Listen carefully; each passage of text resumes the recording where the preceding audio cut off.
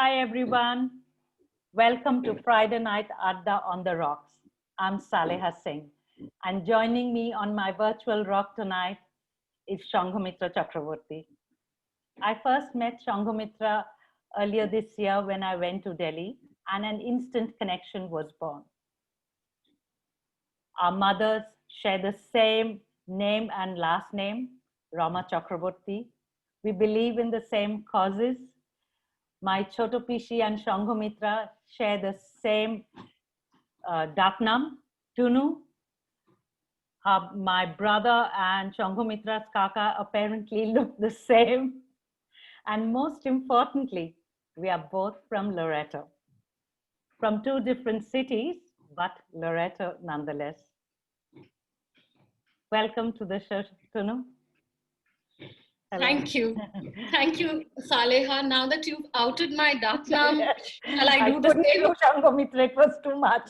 And these are two friends hanging out, so I'm not going to do the formal. Yes, please. Shall I call you Ruhi too? Yes, please. I think that's fair. Thank you very much. It's an absolute pleasure. And even though you're kind of across the seas in a different time zone, I feel like giving you a big hug, because every time we think about the various things that, the bonds that you just sort of highlighted, yes. it's quite amazing, isn't it? It is. But we are like soul sisters. Sorry? I said we are like soul sisters. We are. And suddenly I hadn't met you all this while, even though your brother Yusuf and my husband and I have been friends for years now. We've only known each other from social media, and we finally get to meet. And it felt like I'd known you all my life. Yeah, absolutely. And one of the things I think to rationalize, it felt like that because there are so many things we share. And when you have a shared past, a shared culture, a lot of things that you feel strongly about, I think it feels like that. Absolutely. And Loreto connection. So let's talk Loreto. Absolutely. So, to east and west of that fair eye. You remember yes, absolutely. Song?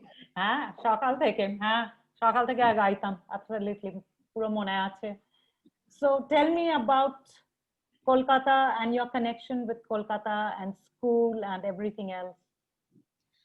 So, I was born and I grew up in Kolkata. And the first, say, 25 years of my life, I lived there.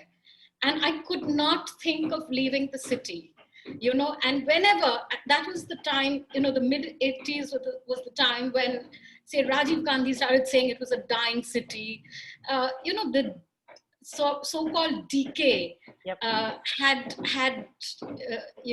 begun, if you like, although I never sort of acknowledged it. And that was a time when cousins from other parts of the country said unkind things about Kolkata, and it used to get my goat. And I stoutly defended it. It was like you would fight with your brother or your sister, but you couldn't let anyone else talk about say mean things about them. So that was my connection with Kolkata, and I think what I'm saying is something that I've heard a lot of my friends say and I never really thought that I'd ever become a Prabashi. But all Prabashis now. Yes. Yeah, and I cannot. And when people say when you travel and you're in a different part of the world, and there have been times when people ask you where you're from, my default is still Kolkata. After so many years. So I have to usually explain I'm from Kolkata, but I've lived in Delhi for the last 27, 28 years. So I hope you're able to I'm able to convey Yes, my bond with Kolkata, uh, I I feel that's when I close my eyes or when I dream at night. Sometimes the dreams are about my old house in Kolkata. Uh, you know, it's even now on a hot summer's day when I go out into the balcony in Delhi, I still miss the breeze in the evening. In Kolkata, there's a concept called gadhua. yes, You yes, yeah. So so you went and you sort of freshened up wherever you came back from and whatever, and once you walked out into the balcony, no matter how hot it was, and I believe Kolkata's weather has also changed, uh, I used to miss that.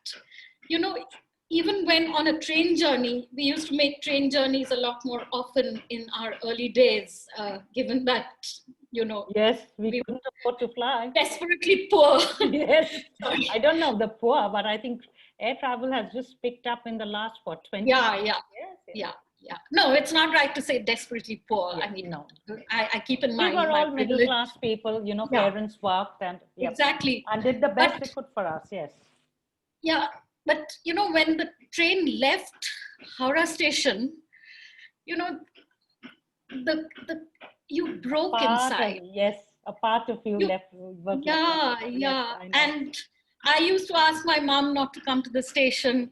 And there was this is going to become a long Yeah, story if I started telling you this, but suffice to say that I've missed Kolkata terribly, terribly.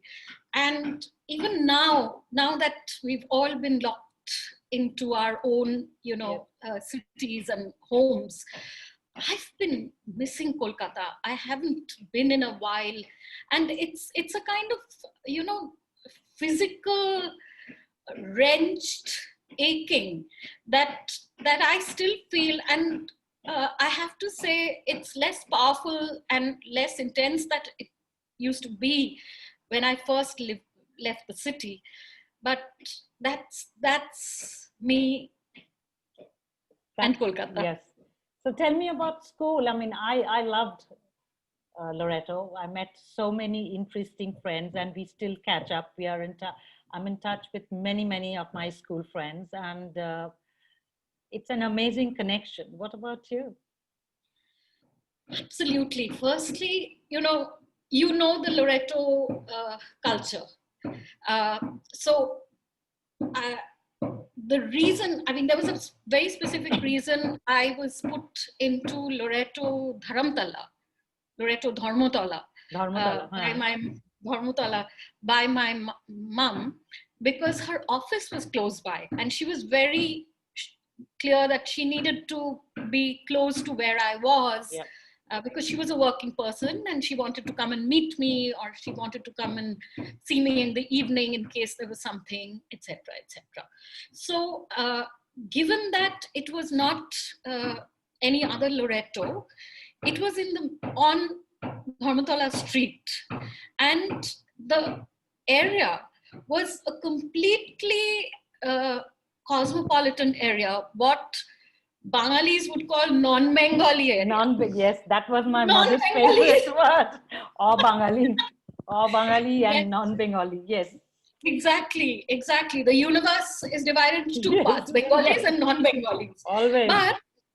But I think that is only on the surface, and Yes. that's what school reminds me of. And I'm so thankful. I'm so thankful who I am today. Uh, my beliefs, my my religious, cultural orientation, who I am as a person, whether you talk about, caste, gender, uh, religion, community, and so many other things that seem to be dividing us at a time like this. I'm so thankful that I grew up in a school, and we do know that most of our waking hours at the time was actually spent in school, and I had the influence of my family and my friends and where we lived. So school was, completely multicultural. School was a place where in our class, on an average, we used to have, I think the section that I belonged to until class 9, we had about 4 or 5 Bengali speaking girls. Bengali girls. And we just took this for granted, isn't it? This multiculturalism, which is such a big thing now. We just took it for granted. It never, it was part of our life. Absolutely. And, we never, I think when you are young, you don't really understand who, this whole, diversity of people and culture that is India. You start reading it in your textbooks, but you don't identify someone as upper caste, lower caste. Broadly, okay, when you start growing up a little bit, somebody has a Muslim name, somebody has a Christian name, and so on and so forth. But I think as children, we don't really understand who's wealthy, who's not. It never made a difference, yes. Exactly. We wear the same uniform, we go to so that was my story. But, one of the things that was remarkable about our school is that it had a huge diversity of people from all over India. Lots of girls who were Anglo-Indians, girls from Chinese families, Gujaratis, Punjabis, people who were, I can tell you the surnames. And at the time, I didn't even know that a Chaturvedi came from UP and Yadav came from somewhere else. No idea. So, but we were all tied together by the Loreto song and by our uniform and everything that we learned in school. And one of the places where, I think, smell has a very, very powerful connection with our memories. As I'm speaking to you today, I can literally smell our lunchroom because a lot of the people who lived around our school used to get hot lunch sent to them from home. And we used to sit on tables in our lunchroom where everyone, put out a napkin and a plate and the food used to come out. Oh, I can smell this. I can so smell this food. So, you could smell every kind of food from the, sausage pulao of a Goan to a Gujarati curry to, I can go on. Yes, to luchi tarkari, everything there. Yes. Yes. And I remember there was a time I used to take a lunch box which had sandwiches and, the Bengali, I think that was a Kolkata thing. Yes. You have a sandwich, and then there are mothers who try to shove in a boiled egg, and I used to hate it, and I never. Kala and a mishti, you forget. Yes, or a shandesh. Yes, that's right. And I started, sort of pestering my mother to make sure that she got me some hot lunch. Because when you see your friends, do the same thing. So, that is something that I remember. And the other thing I remember is that, I developed very close friendships with a few of my friends, few of the girls. And my best friend was Samina. Now, Samina lived very close to the school in Chandni Chowk Street. And she came from a Bora Muslim family. So there were times, and this is when we were sort of slightly older, beyond class 8, 9, we used to think, this whole thing about keeping secrets and calling up each other all the time. You know how it is. Yes, I do. Yes. I'm sure you would have had the same thing. So my mother would say, "You just come back from school. Why are you calling her?" But so many that things was to how talk. it is. Yep. And we used to find excuses to sort of spend time, hang out, do adda, watch movies together, because Samina had a VCR at her place and we didn't. Yes. So we used to try and watch a lot of films and do exciting things which we never got to do otherwise. So when I used to visit Samina at her place, they used to. It was. So okay, I have to tell you that the deal with Ma was that I could go to Samina's place and we used to study together. Of course you And did. and then at the end of our study, I would go across to Ma's office, and then we used to come back together. That was the deal. So obviously, when I went to Samina's place from school, we were both hungry. It was after school, etc. And they used to have lunch. And this is something that I've never forgotten. Auntie used to give us food on plates, etc., etc. And there was one day that I went, and for some reason, none of them had eaten. Or maybe it was school gave up early or something like that. And as you know, Bora Muslims have this practice of eating out of a thal. It's a giant plate. I know that, yes. Yes. You know about it, Yes, right? yes. So she asked me if I would be happy to join them for lunch and eating from the same thal. And I cannot tell you, Ruhi, how excited I was, because I felt that they had accepted me. Yep.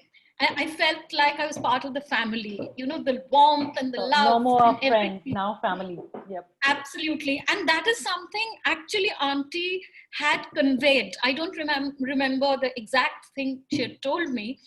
But when that happened, I remember Samina and I hugged each other. And we ate from the same plate. And then we realized, I don't think we could exchange our feelings in words. Yeah. We were so emotionally moved, so overcome. So I think I've spoken a lot. I want to know about what you think. But this is great. Talking about food, I have to now go and eat. So there is rajma chawal, because the Sardar needs rajma chawal, and I have made kumro chakka. So that's the plate. So rajma chawal and kumro chakka for dinner tonight. But yes, food connects us in ways that it is incredible, isn't it? I do a fusion of one Bengali dish and one Punjabi dish every day. Unless, of course, it is something like pasta, when you just eat pasta, which I hate. Yeah. But anyway, it's been really great. I think we've run out of time. Food, Kolkata, and all of us. Sad I couldn't hear from you, but I'm having and rajma. So if you need any pointers how to make Bangla and Bengali shobji and Sardar shobji, there you go. It is either bhindi masala and a chechki or something I do every time. But yes, I'm just dreaming of all this food now. So we should just celebrate the fact that there are people in the world who care about this, who don't want to divide up a plate into Bengali, non-Bengali, or any other way. And I really, this was a very fun conversation that I got to share a lot. But that was a big part of your childhood. I will see you soon, and I'm sure I will talk to you soon. You take care, and I hope that construction on the top floor ends soon, so that endless. I'm really sorry, guys. This talk noise. Yes, it's talk is right. It's all the time. Okay, Tunu, I'll talk to you soon. Thank you so much for joining. I hope all of you Thank you so much. Chat show. Love you. And see you next time. Bye. Love you. Bye. Bye. Bye.